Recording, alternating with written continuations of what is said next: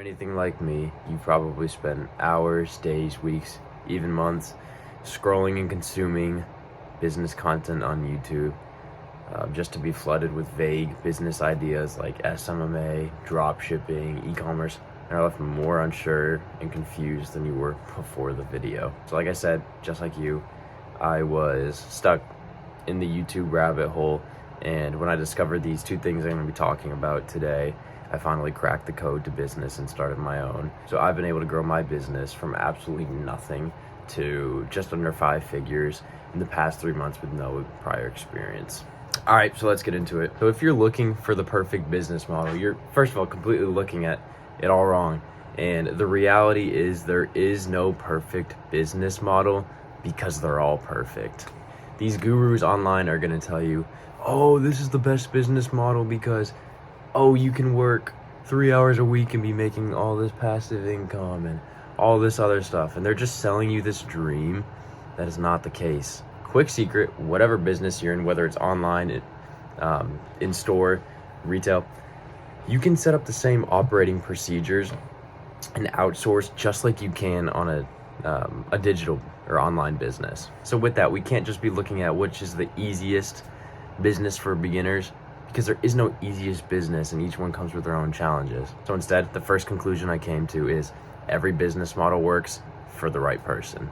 Agencies work, e-commerce works, SaaS works, service-based businesses work, content creation works. They all work. So the question is, which is right for you? Now, there's a real easy way to figure out which business or type of business makes the most sense for you. And unfortunately, I can't remember where exactly I learned this from, because I'd like to give credit, but I can't remember. But it's essentially this model where you have 3 different circles. And I've talked about this here on the channel before, but 3 different circles that all overlap. So 2 here, 1 here, and then there's a middle ground. But the first circle is something you're passionate about. So for me, this is music. I'm passionate about business, passionate about working out. So something in any of those realms would be good for that circle. Something you're good at. And this is different than passionate about, because you can be passionate about, let's say I'm passionate about football. It doesn't mean I'm good at football. I'm passionate about watching robotics. I don't know. Doesn't mean I'm good at building robots. So these are 2 different things. They can often overlap, and they should overlap. But yeah, 2 different things. So find things you're good at. So again, for me, this was guitar. Yeah.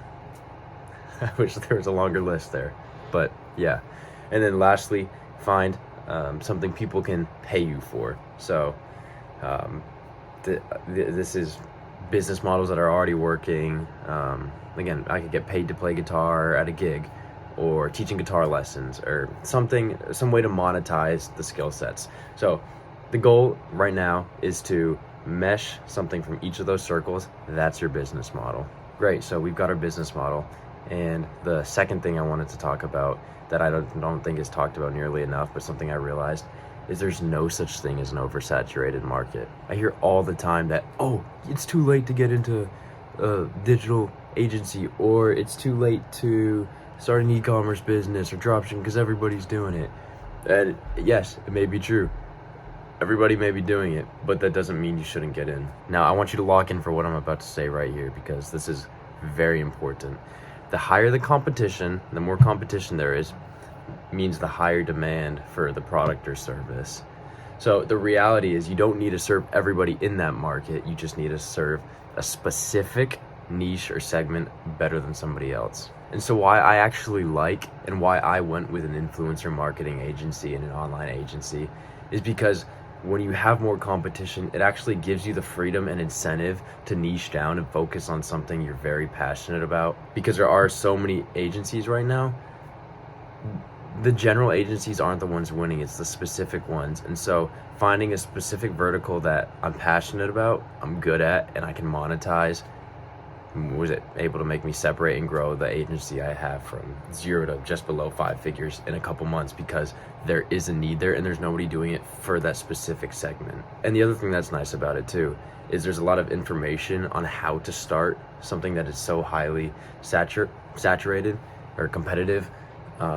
You can find digital or marketing agency content everywhere you look on YouTube.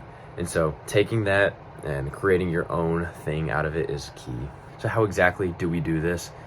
First of all, niche down, like I was saying before. In a highly competitive market, you have to be niche, or there's always gonna be somebody better than you. So let's say you're interested in exercise.